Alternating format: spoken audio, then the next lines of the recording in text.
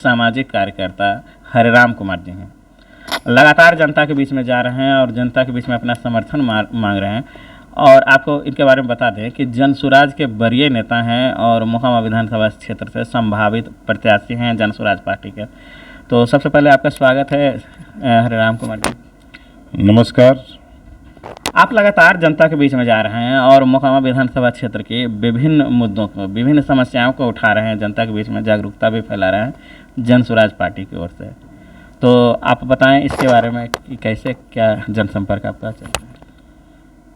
सबसे पहले तो मोकामा विधानसभा के सभी जनता को मेरा नमस्कार।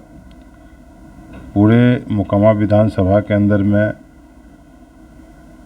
3 प्रखंड जो हमारे अंतर्गत आती है, मोकामा ब्लॉक, घुसवरी ब्लॉक और पंडारक ब्लॉक, और नगर परिषद मोकामा 28 वार्ड। तो सबसे पहले हम घुसवरी प्रखंड का हम उठाते हैं मुद्दा।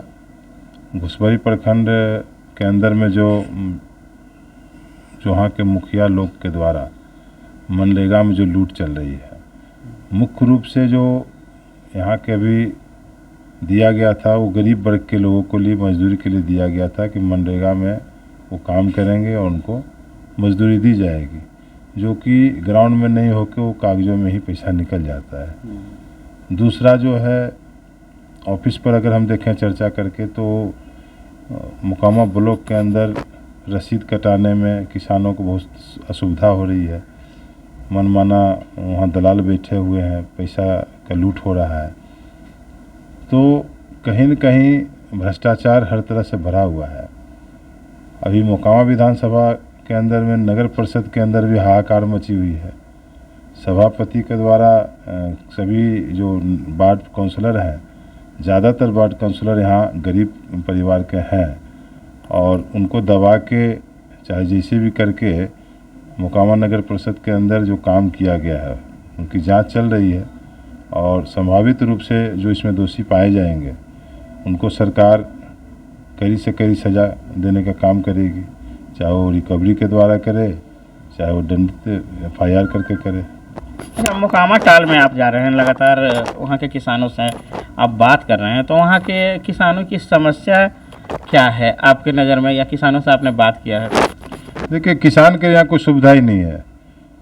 आज इतना बड़ा टाल क्षेत्र है, आज किसान फसल उपजा के ले भी आता है तो उसको बेचने के लिए कोई व्यवस्था नहीं है।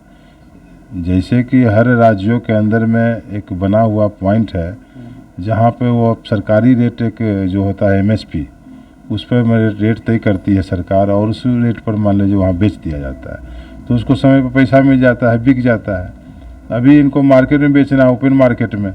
यहाँ मार्केट में जो बैठे हुए हैं कोई उस तरह के वो है नहीं, दलाल के द्वारा बिक्री होता है और अगर ख़रीद भी लिया, पैसा नहीं दिया, पैसा अगर उसको लॉस लग जाता है, वो भाग जाता है तो किसान तो उजड़ गया। तो आज तक के जितने भी नेता हैं यहाँ कार्य कर रहे हैं, इन्होंने इस चीज़ पर ध्यान नहीं दिया। यहाँ हर तरह की दिक्कत है, जैसे हॉस्पिटल का।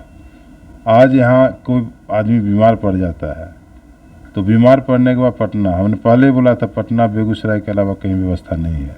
तो 80% हमारा मानना है कि 80% जो पेशेंट है जो मरे हैं वो दूरी के कारण से मरे हैं। सही बात है, 90-100 किलोमीटर दूर पर। तो आज तक इस पर कोई ध्यान नहीं दिए। हर इलेक्शन के समय ये ट्रामा सेक्टर बनाने लगते हैं, क्या क्या बनाने लगते हैं। आज हम अगर आपके माध्यम से बोलते हैं, आप जाइए थाना के पास में ज़मीन अवेलेबल है, आज उसमें गाय बथान बांध के उसको लवारिश कर दिया गया है। और जो हॉस्पिटल है उसमें कोई सुविधा नहीं है, एम्बुलेंस नहीं है। अभी भी इधर कुछ दिन पहले एक्सीडेंटल केस में गया था लोग, एम्बुलेंस नहीं था, तड़प के मर गया लोग। तो कहने का मतलब है यहाँ के प्रतिनिधि कहीं ध्यान नहीं दे रहे हैं जनता पर। जनता लाचार और बेबस हो चुकी है और यही सब देख के हमने तीसरा मोर्चा खोला है जनता के हित के लिए कि जनता को जो आज तक असुविधाएं हुई हैं, प्रतिनिधि उन्होंने बनाया जरूर, मगर उन पर विश्वास करने के बाद भी उनको उस तरह का रिजल्ट नहीं मिला। यानी कि जनसुराज के रूप में आप मजबूत विकल्प दे रहे हैं मोकामा को? बिल्कुल, जनसुराज पार्टी मुस्तैदी से तीसरा विकल्प बनने का काम करेगी निर्भर करता है यहाँ के जनता पर, क्योंकि उन्होंने 35 साल इस क्षेत्र में घिसटाने का, कष्ट करने का, बिलपने का उन्होंने दर्द वो महसूस किया है। अगर वो बदलाव लाना चाहते हैं तो हम तीसरा विकल्प आपको दे रहे हैं, जनता तय करे कि क्या करना है। जन स्वराज पार्टी में मोकामा विधानसभा क्षेत्र से आप काफ़ी सक्रिय हैं। यहाँ का विधानसभा चुनाव संभावित प्रत्याशी यहाँ के लोग देख रहे हैं आपको। अन्य की तो कोई नज़र ही नहीं आ रहे हैं जन स्वराज पार्टी से। तो आप ये हम लोग मान के चलें कि आगामी विधानसभा में आप मजबूत रूप से देखिए, हम एक पार्टी के तरफ से हम कार्य कर रहे हैं, सभी जनता के बीच में मिल रहे हैं, समझ रहे हैं, मगर ये तय हम नहीं बोल सकते हैं। ये पार्टी निर्णय करेगी, ये पार्टी निर्णय करेगी कि हम क्या करें नहीं करें। तो पार्टी अगर टिकट देती है तो जनता के बीच हम आएंगे। अगर पार्टी किसी और को भी लाने का काम करती है तो जनता है, वो सब कुछ भी नहीं। आप तो लगातार सक्रिय हैं। अन्य की बात जो कर रहे हैं आप, तो जनता भी देखती है कि कौन हमारे बीच में आ रहा है, जा रहा है। अन्य तो नज़र नहीं आ रहे हैं हमारी नज़र में। आप जो सोचें, तो मोकामा विधानसभा क्षेत्र का समस्या के बारे में आपने बताया। अगर जो आपको जनता मौका देगी तो क्या आपका भविष्य का योजना क्या है, क्या कर पाएंगे आप, क्या करेंगे?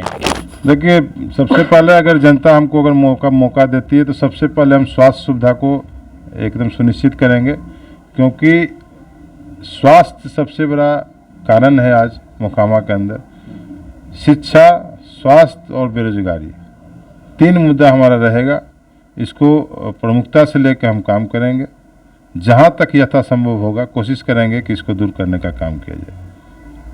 टाल योजना के बारे में क्या आपका? टाल योजना के बारे में जो इसमें कमी है, अभी आवाज़ तो उठाएंगे। टाल का तो आवाज़ उठाना ही है। देखिए, हम किसान वर्ग से आते हैं, हमारा पूरा परिवार कृषि पर निर्भर था और कृषि से हम फिर गए नौकरी में, तो हमारा तो मूल पेशा कृषि ही रहा। तो हम कृषि के साथ तो है ही हैं, उसके अलावा ही जो 3 मुद्दा हमारा है, शिक्षा, बेरोजगारी और स्वास्थ्य, ये 3 प्रमुखता से लेंगे।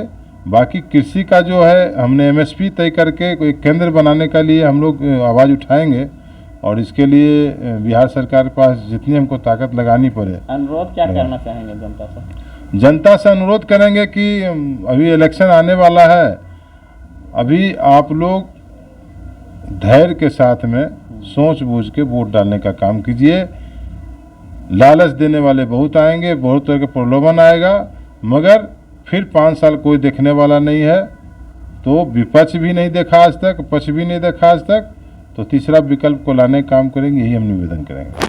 हरिराम कुमार जी यहाँ से संभावित प्रत्याशी हैं जन स्वराज पार्टी के और लगातार जनता के बीच में बने हुए रहते हैं। तो इनसे हमने बातचीत की, इन्होंने अपना एजेंडा भी बताया और भविष्य की कार्य योजना भी बताई कि जीतने के बाद हम क्या करेंगे। धन्यवाद। मैं मुन्ना कुमार, बिहार डिस्ट्रिक्ट न्यूज़।